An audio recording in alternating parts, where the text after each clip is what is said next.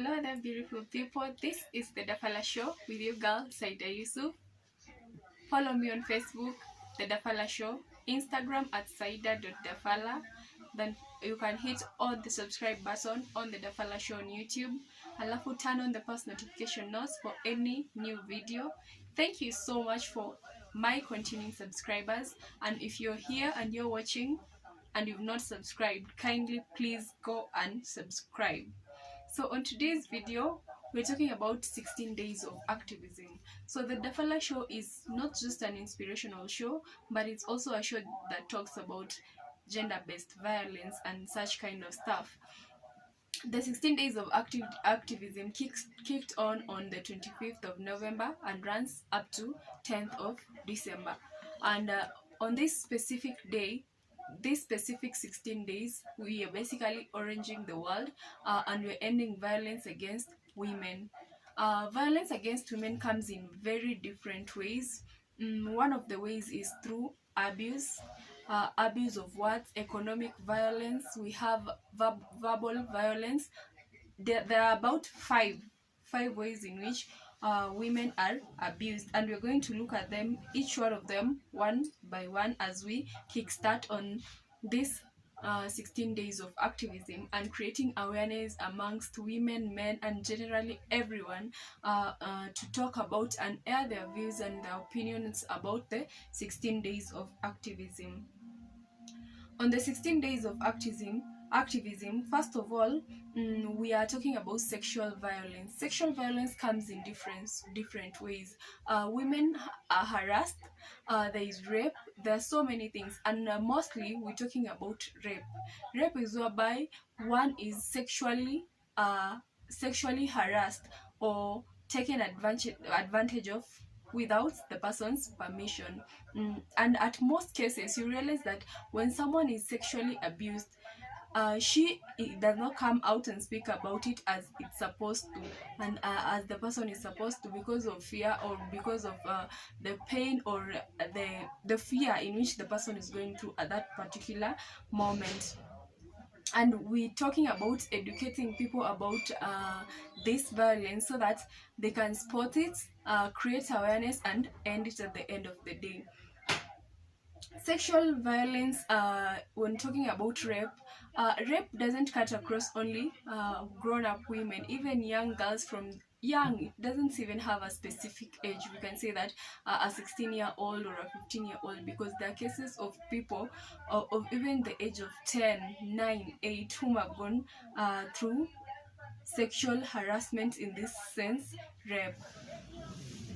We have economic violence, which cuts across different ways, whereby, for example, a married woman is abused by the husband in an economic way, whereby this woman doesn't have an opinion when it comes to economic ideas or inputs in the house. For example, the man is the only person who has the right to make critical decisions of concerning the economics of the house, including major financial decisions in the house, whereby the man doesn't involve the woman in creating such kind of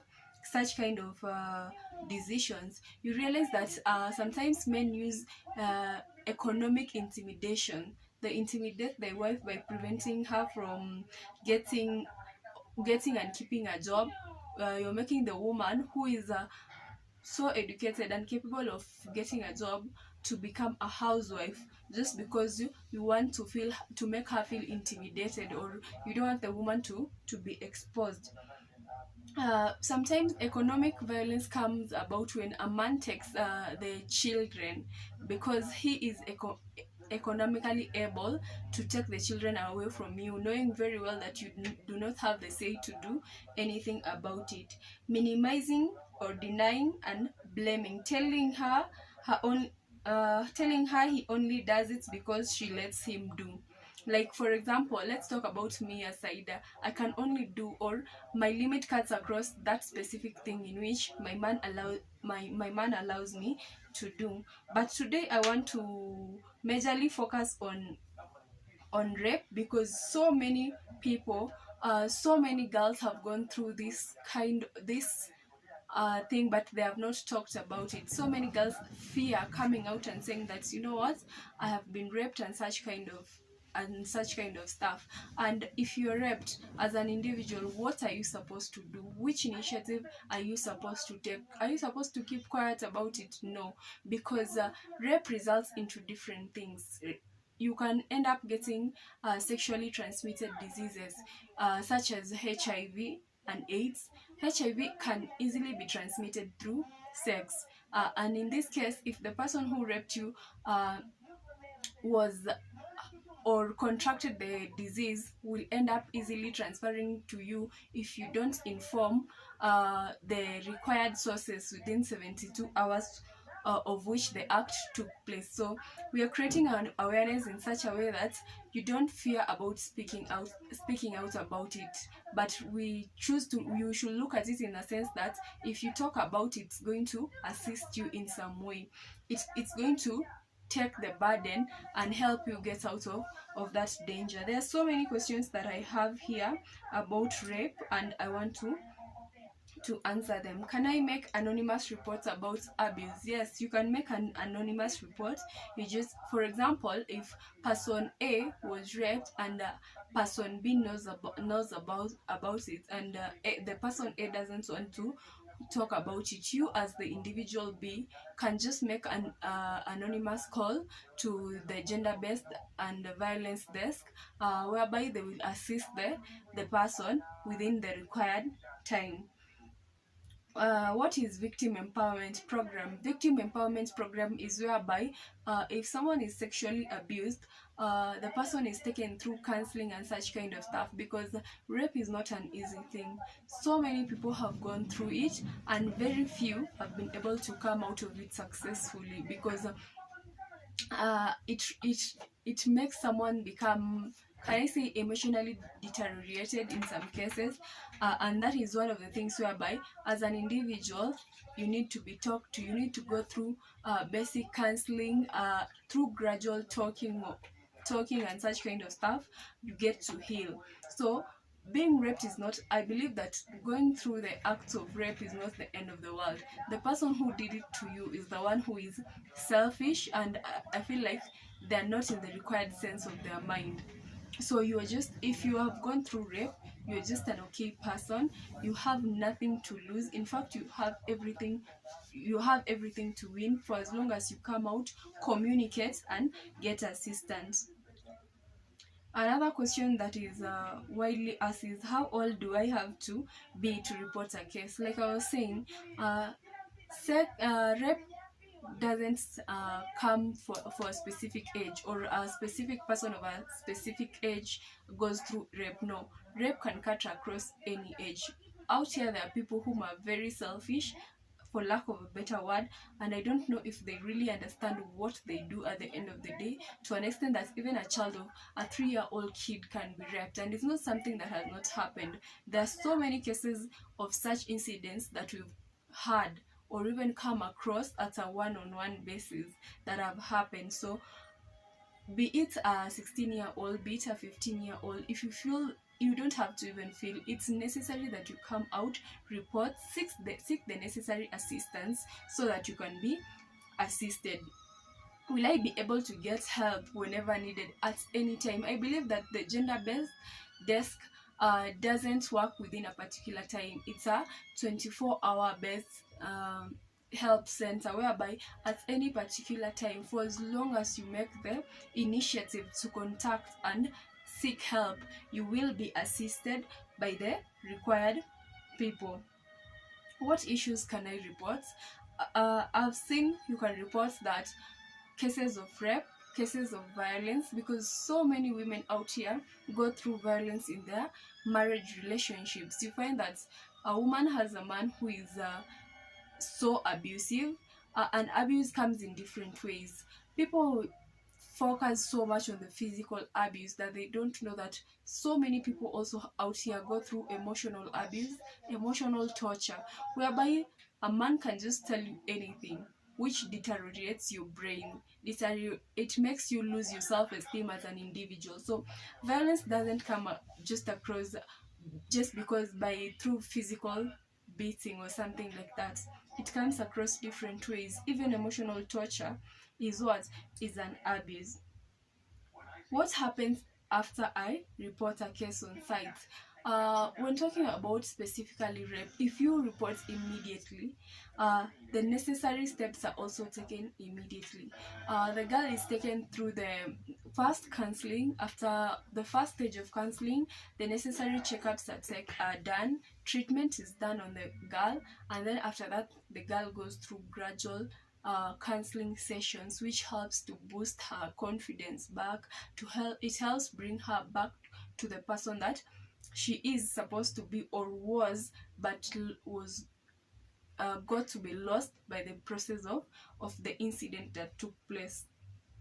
What issue can I report? I've talked about reporting cases of rape, reporting cases of physical abuse. And there's also another thing that we mostly don't talk about, but we also have female genital mutilation, which, in as much as we're in the 21st century, is something that still happens in different parts of the region. In as much as we're in Kenya and we feel like we're so exposed, there are places that are still very interior, and so many people are still practicing female genital mutilation, which in turn tends to affect the body of the girl child. I feel like we as girls should spot and end such kind of stuff. As a woman, you're not supposed to go through female genital mutilation, not for any reason, not as a passage right or any other reason for that matter. What happens after I report? I've talked about that. What role will the social worker play in assisting the victim? Once you report a case to a social worker, this social worker will be the one in charge of taking you to the hospital, guiding you through that gradual process of treatment and counseling, and back to self-realization and gathering back yourself to the person that you're supposed to be. Is there a safe place where I can be moved to if I don't want to stay with the abusive individual? In this case, I think we're talking about gender-based violence in terms of women being abused in marriage. Yes, you can be taken to safe houses, which are there for women who go through physical abuse in their marital homes, whereby you're rescued from there, you're taken through treatment. And I've seen safe houses whereby after you're taken there, the self-discovery even comes about you doing what you love. We've seen women who were rescued from marriages that didn't work through violence, and hereby they're taken back to themselves. They're being empowered through work. We've seen women whom are doing tailoring, whom are doing they're being taken through beauty sessions and everything. You're taken back to you being put into a woman who now is not just a woman who was abused, but a woman who is of substance, a woman who can outgrow any situation at a given time. You're being given your financial stability back by being empowered through being given a specific job to be able to do. That's why I've talked about safe houses whereby women are given chance to do tailoring, beauty classes, and so on and so forth. We're talking about what happens after you report case, what role the social worker will play. So here we're just talking about you coming out, speaking about it, and let's stop gender-based violence. I believe that you don't have to go through rape, you don't have to go through an abusive marriage, you don't have to go through maybe cyberbullying or anything for you to come out and speak about it. It's upon every individual to come out, and let's empower each other. Let's voice out for the voiceless people. Let's come out and say, hey, this thing is still happening in our country, in as much as we are past the 21st century, and it's high time we come out and speak about it so that it can come to an end. Which initiative can we do? You don't also have to come out and speak about it physically like I said I'm doing it. There are safe centers whereby you can contribute money to, so that they can continue to assist these people who are going through different kinds of abuse, rape, women going through physical abuse in their homes. I feel like a time has come whereby we need to come out and voice the idea of you don't have to stay in a marriage or in a relationship that is so abusive. Why should you stay there? You as a woman was a better person, or even a person who was very good before you were with that man. If that relationship is making you become a deteriorating person, impacting in your life negatively, why should you continue to stay in it? I believe that in life, anything, not just marriage or whatnot, in anything, as long as it's not working, it's not necessary to keep on being in it. So you don't have to wait until it's too late for you to leave or to step out of that relationship. You realize that some marriages have stayed to a situation whereby there are kids in the relationship, and the man and the woman are still fighting, and the kids get to learn what they see. So they grow up learning that the best way to solve situations is through violence and not speaking. And this is something that needs to end. It's not just about you as a woman, it's about other people that are being affected because of the violence that you're going through in that marriage. We're talking about passive effects, and you're being affected directly, but there's also another person who is being affected indirectly. In this case, a kid who is part of that relationship. If a kid is there in that relationship, that kid is being affected negatively because the space you're putting a child to grow in is not a conducive environment for that kid to grow. So a time has come whereby we're saying that it's not necessary to stay in marriage so that you can just secure the name marriage. If it's not working, if you have to step out of it, step out of it. If you have been raped, you don't have to keep quiet about it. You're an individual, you should seek help. There are people out here whom are willing to assist. You don't have to go through this process alone. There's so many people out here whom have gone through rape, have come out, have spoken about it, have gotten assistance, and have become better individuals in their lives, and they are gone even out to assist other people who have gone through such situations in their lives. We're talking about creating awareness about HIV and AIDS, and the fact that we're already at a time whereby HIV and AIDS is no longer as major as it was before. So we're coming out telling people you can be HIV and AIDS positive, but you can live your life comfortably like any other person. You can go through your daily life experiences without any form of bother. The idea is we are oranging the world. By oranging the world, what do we mean? We are coming together as women to end cases of what?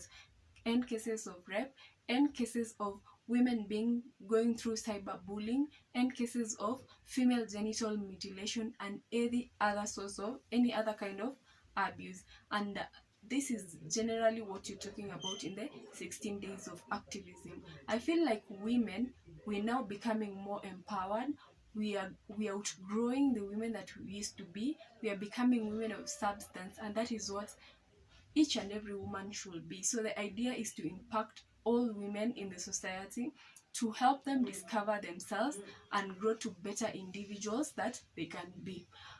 With that short video, I hope that I've enlightened you about 16 days of activism for those who were not there.